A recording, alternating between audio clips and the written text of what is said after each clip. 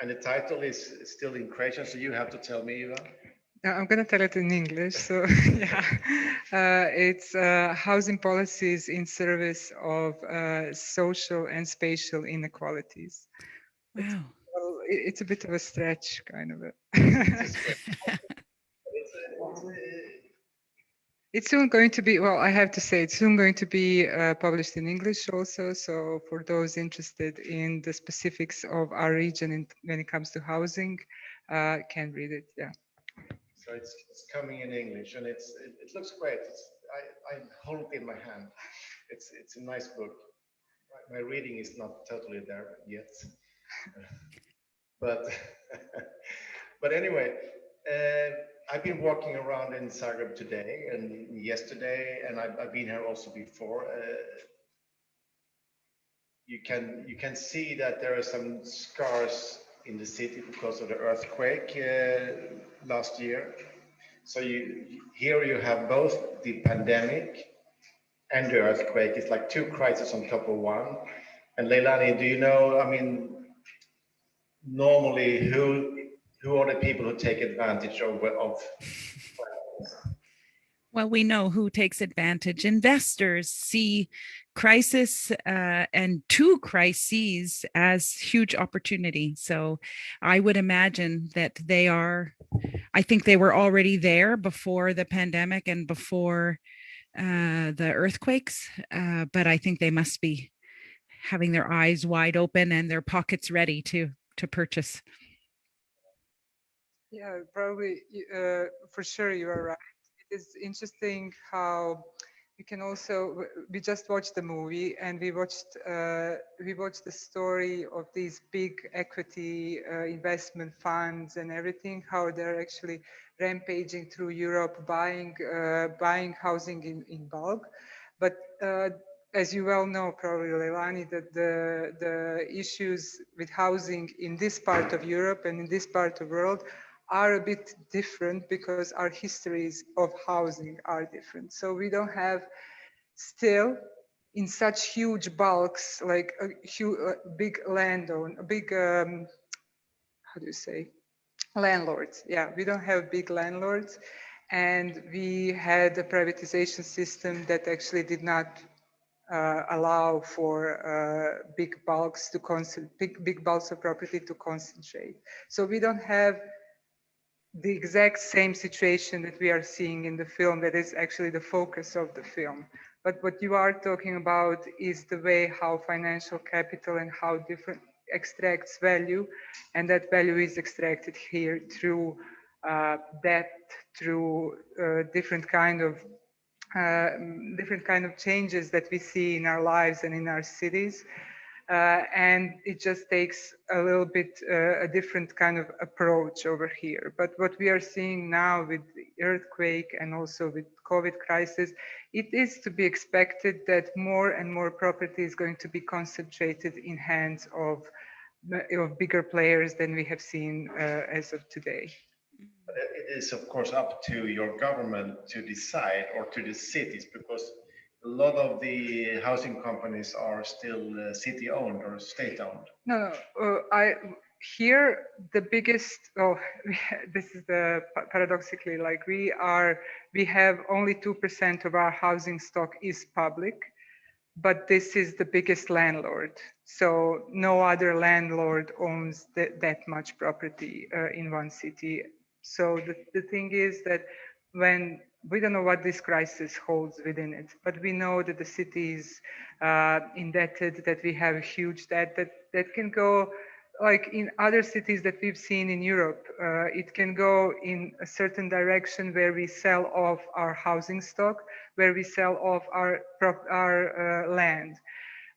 One of the things that is starting to happen, of course, is to sell off our centrally positioned public land that can be used for housing and other things that the city needs.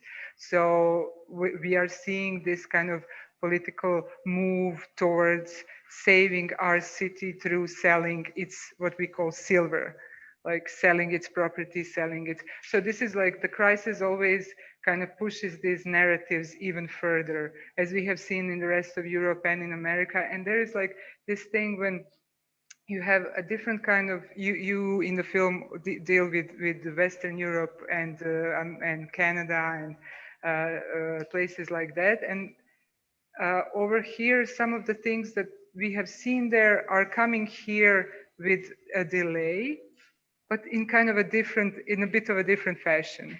So it's interesting to follow that also. One thing for sure you have in common with Barcelona and many other cities is the touristification. So the Airbnb factor, the short time rental is grabbing a lot of your apartments. Yes, we have, our coast, of course, is completely ravaged by tourism and impossibility to rent housing, to live long-term in housing. And the idea of housing has significantly changed because, you know, the housing, a house is something out of which people live down by the coast. It's not something they just live in, they live of it. So it's a different kind of a setting. And here in Zagreb, we have seen a huge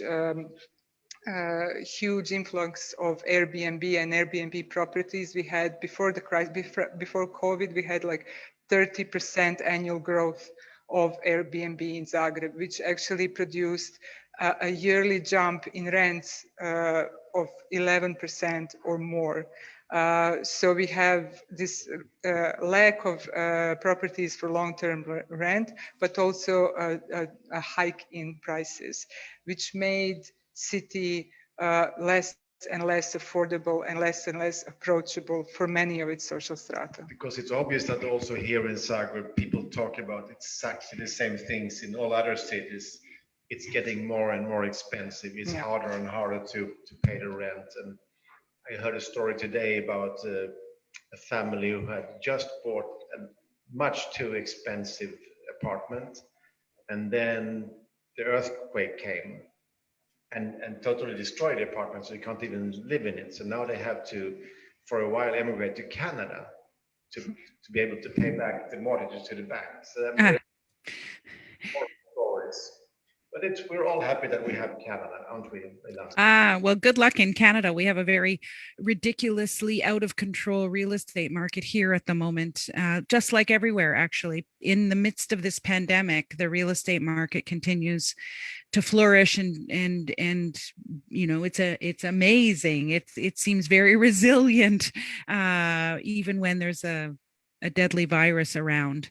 I remember when I was when I was first appointed rapporteur and UN rapporteur on the right to housing in 2014.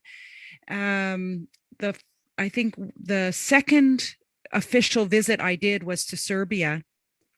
And I remember meeting with a family in Belgrade who were living in what used to be state-owned housing.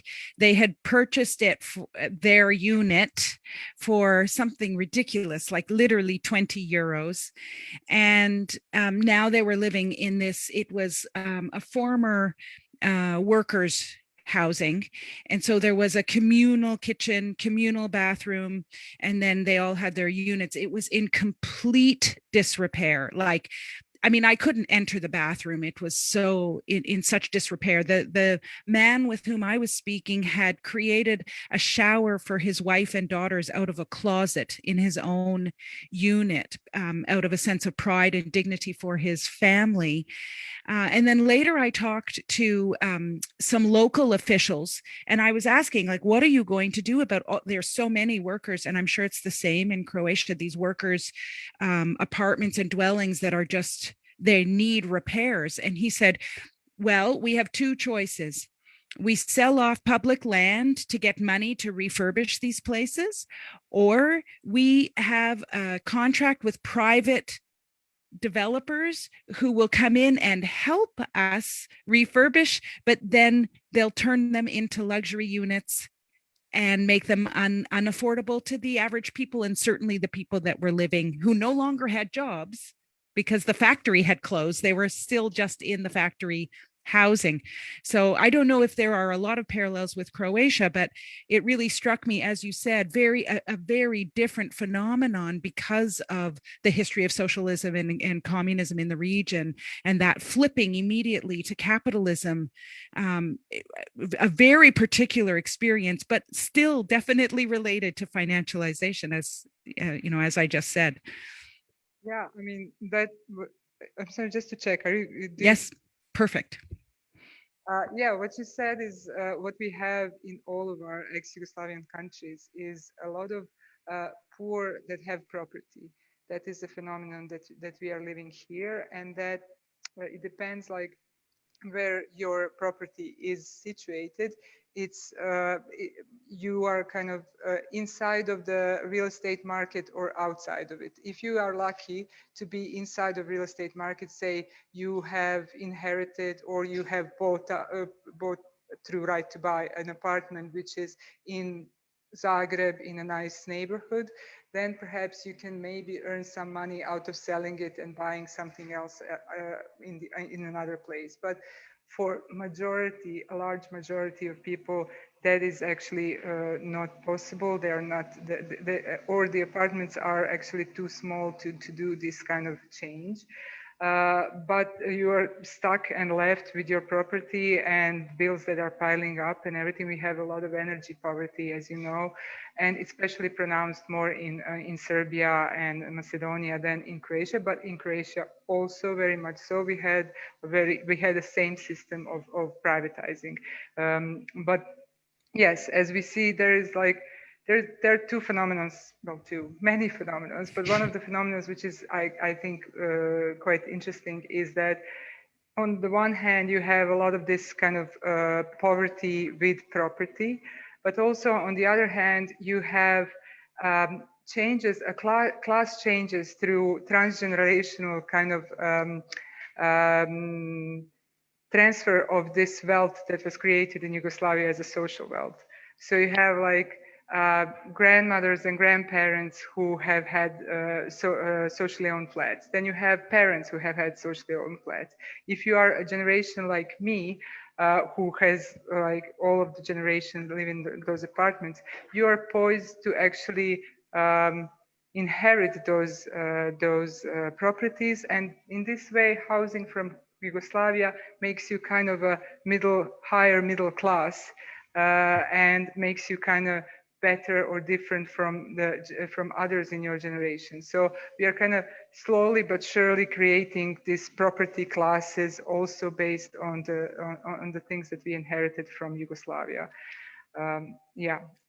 But then you have I mean, when in Belgrade, there is obvious that you have the riverfront, the big development that is some Middle East capital coming in, which is like been a big story, big struggle in Belgrade, but now it's there and it's ugly and it's not for the people of the city, of course.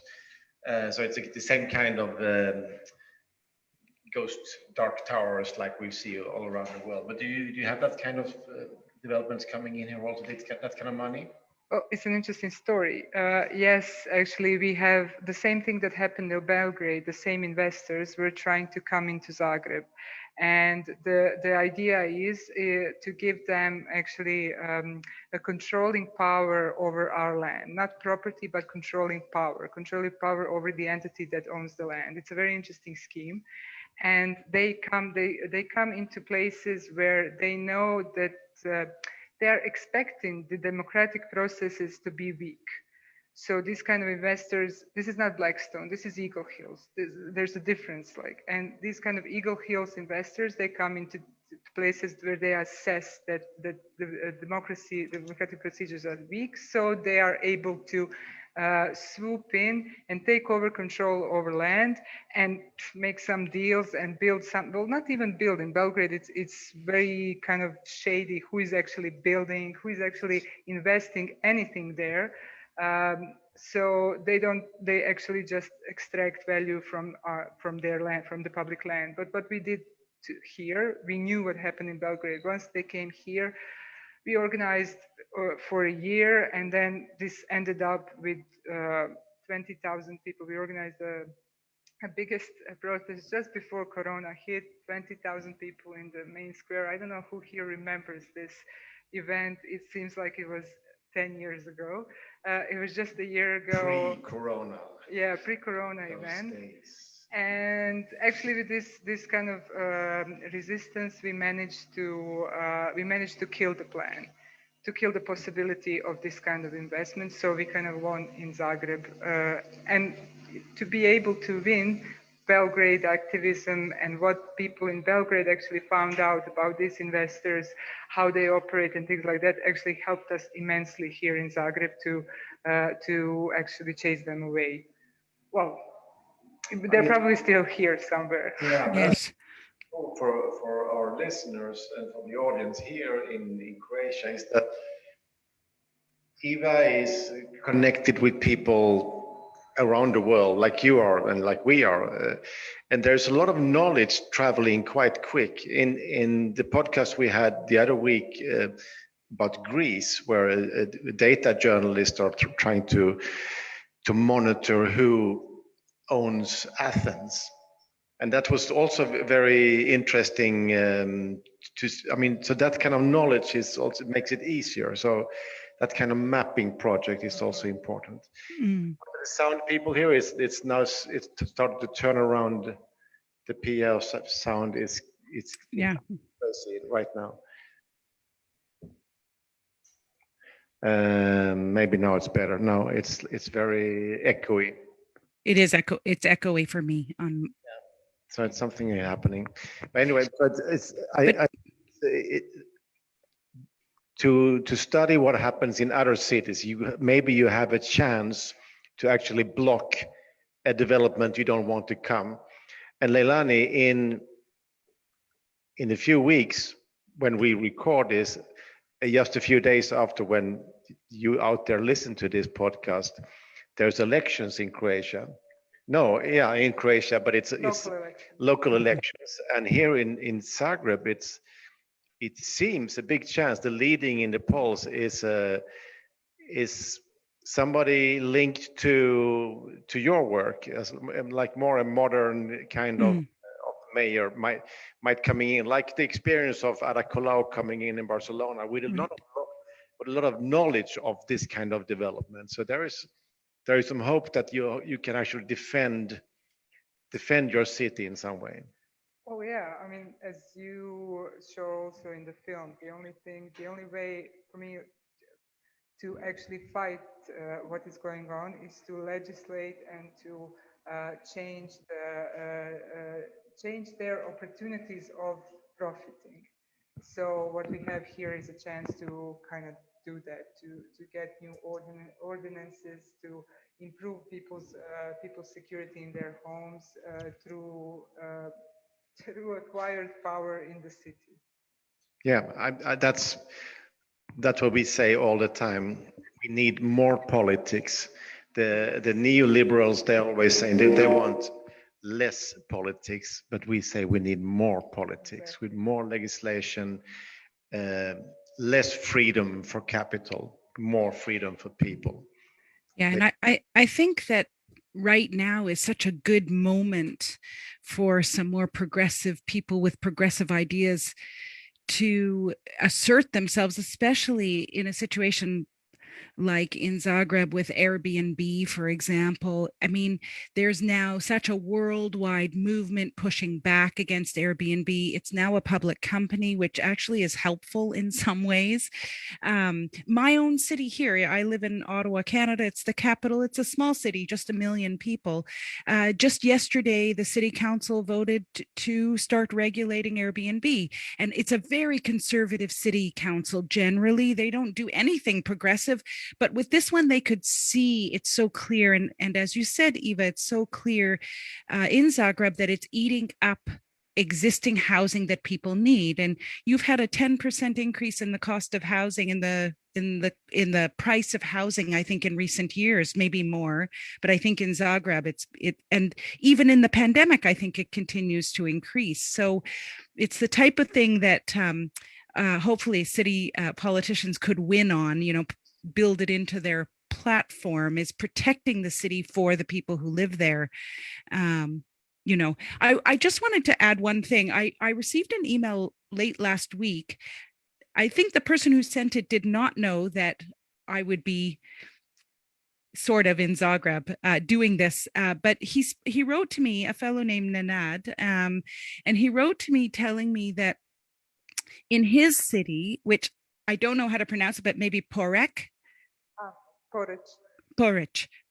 He said an ancient public soccer field was sold to some unknown, rich and glamorous architectural firm, and they've created some very luxurious, high-end residential building that is really that no one in that city can actually afford, and they don't know who it's intended for.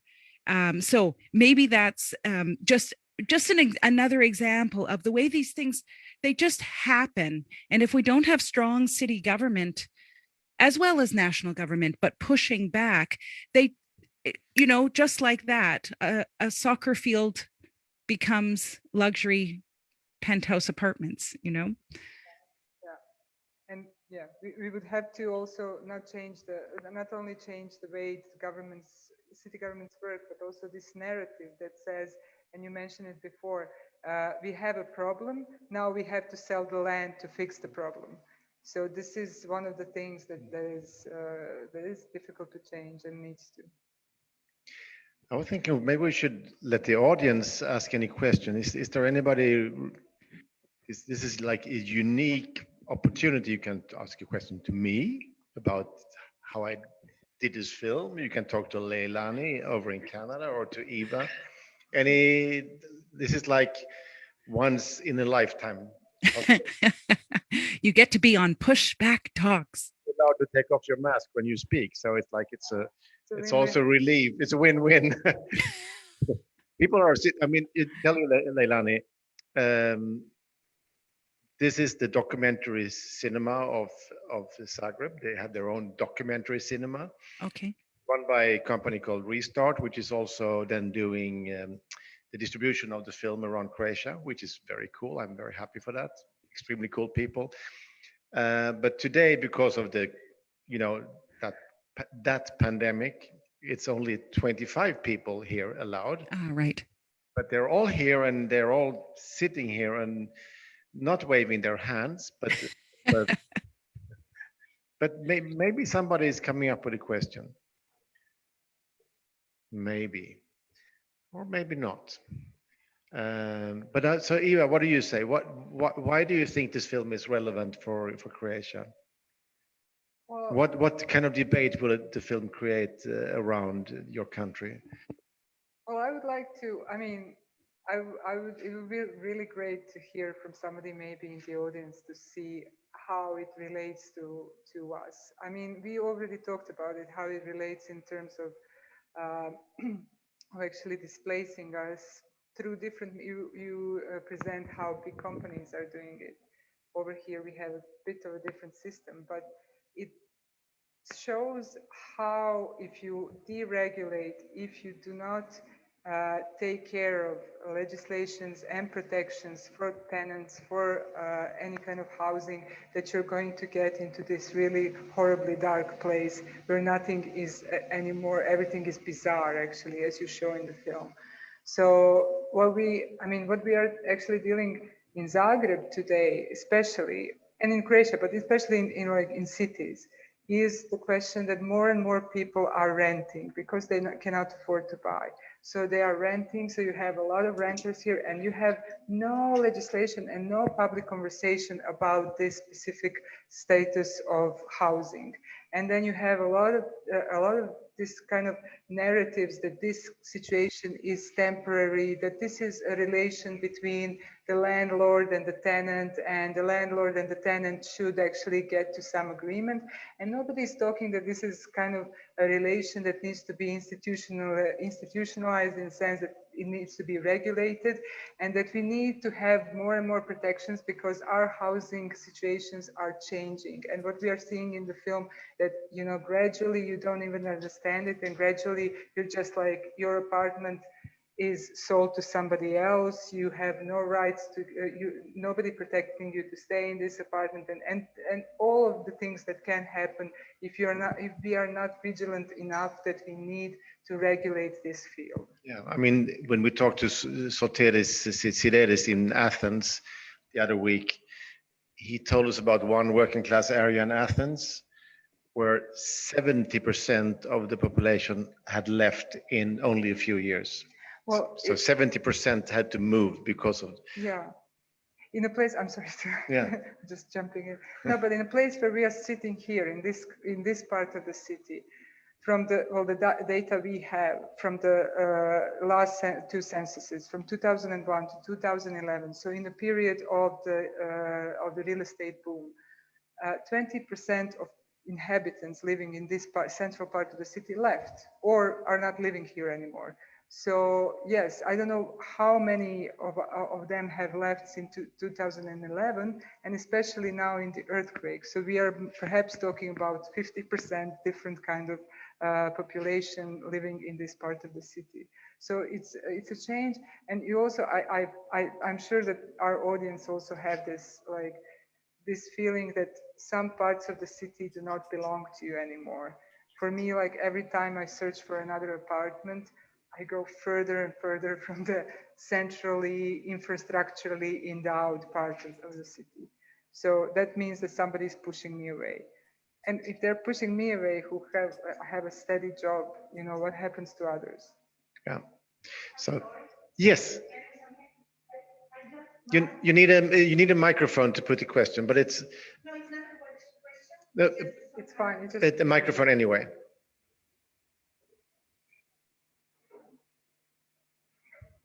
Oh, I don't like my phone. It's okay. Hello. Hello. My name is Leilani, and I'm a journalist, but it's not important what I do. My experience is quite different than yours in Zagreb. I was looking for this apartment just last month, and totally the situation is like quite turn around because I now couldn't afford the apartment in the center of the city. It's expensive, but 2 years ago I couldn't find it even. So, is it about earthquake or pandemic or about tourism? This collapse lately. So in Leilani, I'm going to the back because I go city. Yeah, so Leilani, the question is, it's a reflection over that the prices has dropped in here in town since the earthquake.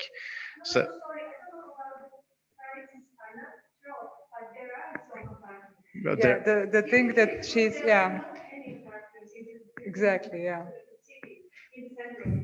So most of the Airbnb is concentrated, of course, in the central parts of the city. So it was impossible to rent before Corona, but now they're like returning these properties to long-term rent, probably because of Corona, and also I don't know. I mean, I don't think earthquake has anything to do with the tourism. Yeah. But I mean, sure. But I can say that's something we've seen around the world, Leilani, that the pandemic has meant that a lot of Airbnb hosts are losing money, so they're putting their apartments out on the market, and in cities like Prague and Barcelona and others, it's a big change, and also in Paris, suddenly people can get apartments that you couldn't get before. Yeah. That's true, but well, then you can see that also as an illustration of how strong the touristification is. So the touristification has actually taken away a lot of homes for the citizens of them. Yeah, it's been crazy.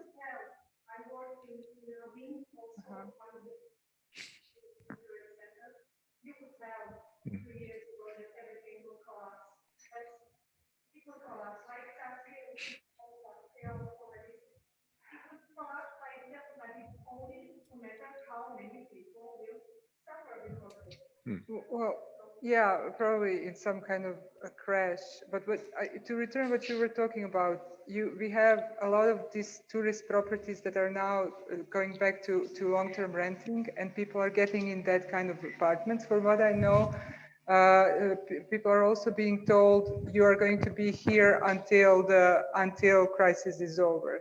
So what we recommend is that you sign a very good contract, and you can pick it up at the entrance of the theater. We made like an ideal contract for tenants.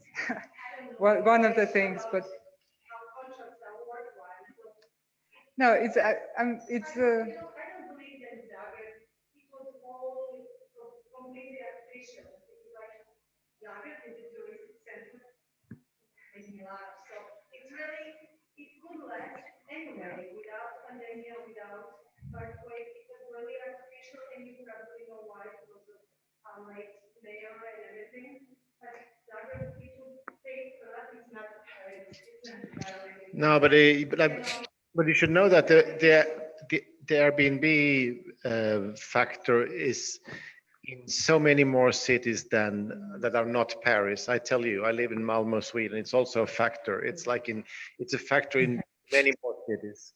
So it's the short-term rental has been such a good business. So a lot of people have been entering into it and also destroying the cities. So there is a little bit of backlash of that right now. I think Leilani. Yeah, yeah. Excuse me, we have to let Leilani in. Yeah, thank you. Well, you don't have to, but what I was going to say is touches on what Iva was saying.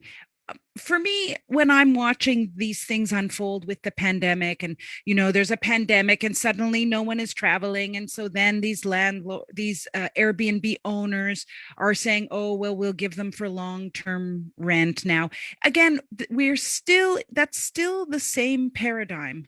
How can I make money with this piece of property? It didn't change the paradigm. That's the same paradigm.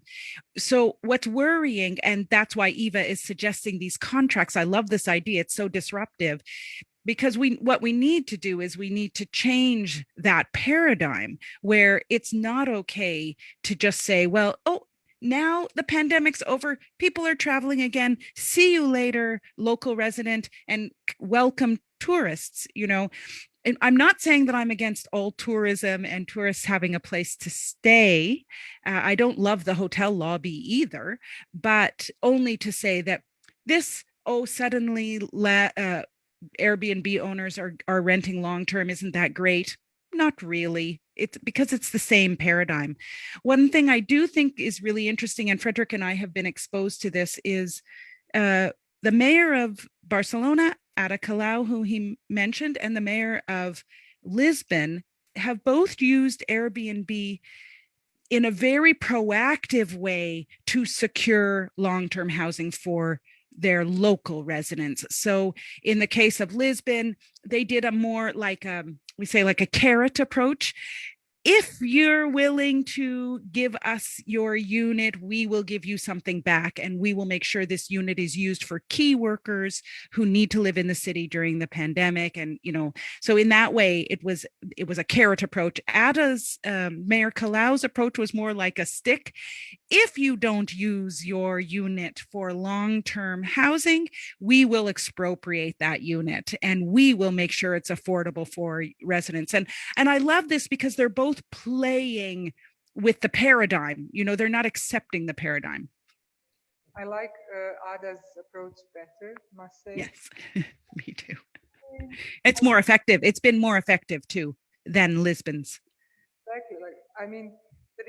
The recent events that we have seen also in Berlin with their legislation being struck down and the rent control legislation is, it's making it more clear that you have to, on this side, in order to change this paradigm and this relation toward housing, you have to take on more power and perhaps more, publicly governed property also.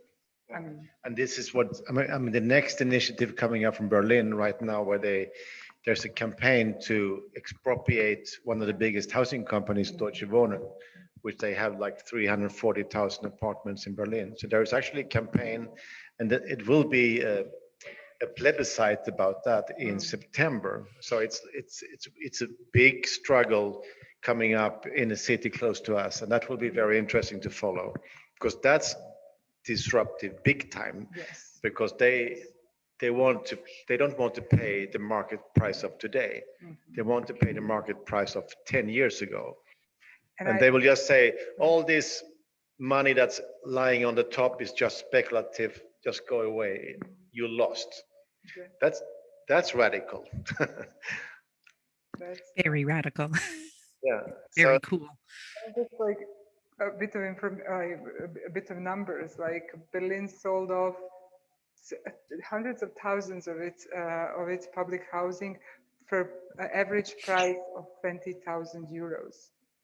I mean, imagine buying an apartment in Berlin now for 20,000 euros. It's impossible. So yeah. Crazy.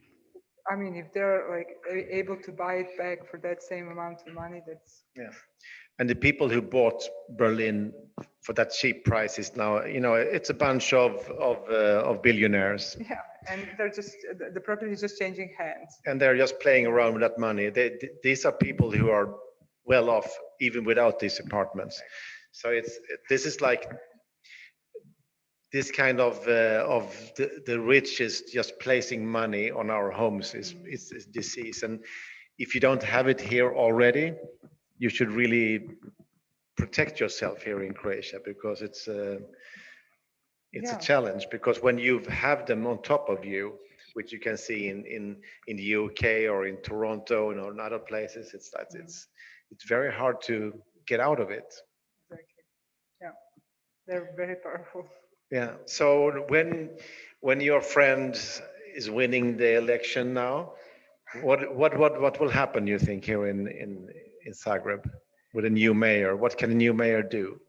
In terms of housing and property, can put a stop on privatizing public land, and also the remaining public housing that is still being privatized through right-to-buy schemes. And also one of the things that I hope would be a part of it, a part of this new administration, is an office that actually takes care of content of agreements, or is actually advising tenants in order to understand their rights and to sign the best contracts they can, and to see where to go from there in the protection of tenants, because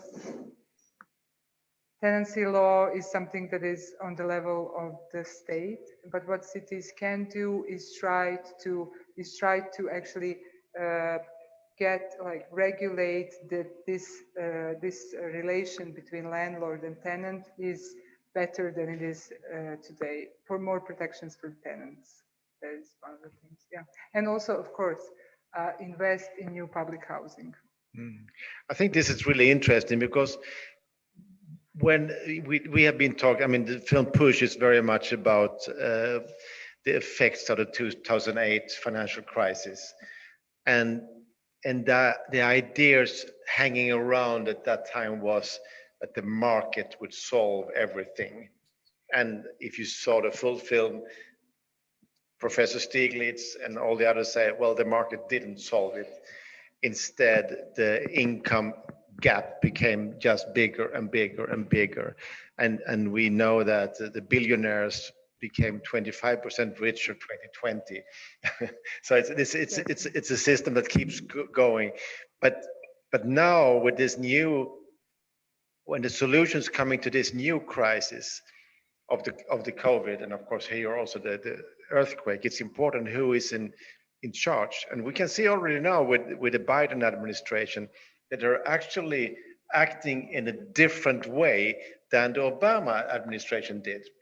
So there is some kind of new understanding on the table, and the good luck for Zagreb is that they also have groups like the Right to the City, who are strong and prepared, and there's a book out, and now a new government. So there is some hope. New book, a new government. You're like, It's new, it's shiny and nice. No, but yeah, I mean, the paradigm is changing in terms of deficit. Hawkery is not anymore so much present, but yeah, we will see where that gets us. I mean, one of the things that also can happen is to be completely destroyed and to completely fail, of course, because the more powerful actors that are still quite neoliberal can actually destroy cities. And can destroy their economies and their kind of ways of thinking. But hopefully we are going into direction that is quite rational in terms of understanding that selling off property is not going to get us anywhere, and to kind of what Ada was also talking in the film is to kind of invest into the city, what city needs, and not just what investment fund needs. That's a change of logic, and we will see what happens. Yeah. Mm. Leilani. Well, I was only going to say, I remember when we were in Prague, it was the last screening that Fredrik and I did together, and just before the pandemic, literally, I think it was the 9th of March or something. So right before it was declared a global pandemic.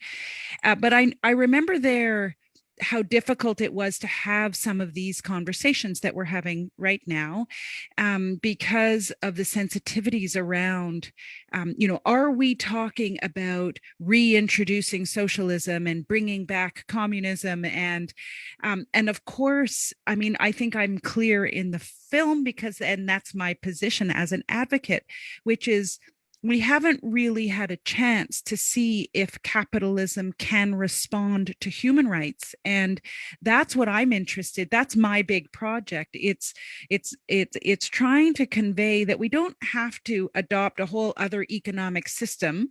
And in your case, it would be going back to a former economic system. We have a system in place. Let's try, because we haven't yet tried, to see if it can be responsive to ideas of social value, social good, the social contract, and from my perspective, human rights. But I don't know if in Zagreb, is it also the same tension there, this fear of going back? So thank you for opening that subject. Yeah, of course. I mean, that is something that is kind of in a narrative, and especially in this kind of local election, there's a narrative, communists are coming back. But I think it's a very worn out narrative, especially now when we have lived. One of the important things that we have, witnessed in the last year is that neoliberalism cannot answer to crisis, because neoliberal cities, because they depend on the centralization of power and individualization of power, which we had here, and institutions actually being dilapidated and not working. So we have to change. Like that was obvious, and now the new kind of government is stepping in. In terms of, in the narrative sense, it can be talked about, like, as you said. I do believe that we need a different system than capitalism. That is my ideological belief, but also my practical and my kind of a life's work is a question: how do we make life better now with the tools that we have? And we know that we have tools that can make our material condition better. And we also know that we don't have the power to change the whole system. And of course, whoever understands the economies of the cities and knows something about the economy knows that there is no going back into self-management system that we have in Yugoslavia. The world has changed. So the way that we change now also has to be different. And also have to be realistic in terms of the cities. If we are in power of the largest city in the country, we have some tools that can make our material conditions of living better, and we can actually be vigilant about the dangers that are coming from the financial capital and from the different kind of neoliberal schemes that we have been actually threatened by. So that's my take on the. But thank you, for asking this question about. I think it's a nice take. Let's try to do what we can do and be practical. The because it's actually our lives we live right now, and we need to do it as good as we can. You know what? It's 9:30 here in Croatia, which means that the bars are closing in half an hour. So I the audience want to run out to buy a beer. I don't know. Perhaps. Maybe so. So maybe we should wrap up. What do you say, Leilani? I mean, I would never stand between people and their beer. Definitely not. So yes, we must all drink. And it's late enough here. I think, I don't know what time it is here. 3:30. Sure, I could start drinking too. You should. Here, so it's good enough. Yeah. Anyway, this was actually our first live podcast. Was it okay, Leilani? I think it's quite cool. Yeah. Pushback talks on the road. I like it. Part of it. You're part of it. Okay. Thank you, Leilani. Thank you, Iva. Thank you. And thank you, everybody out there.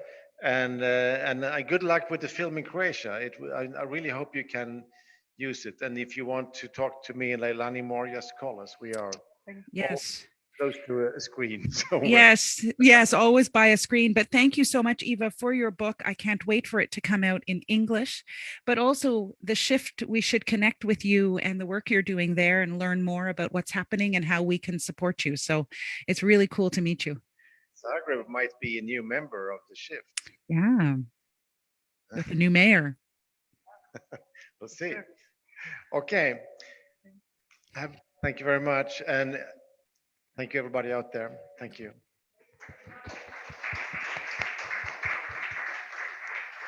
Ciao, Leilani. Ciao. Goodbye. Talk soon. Bye.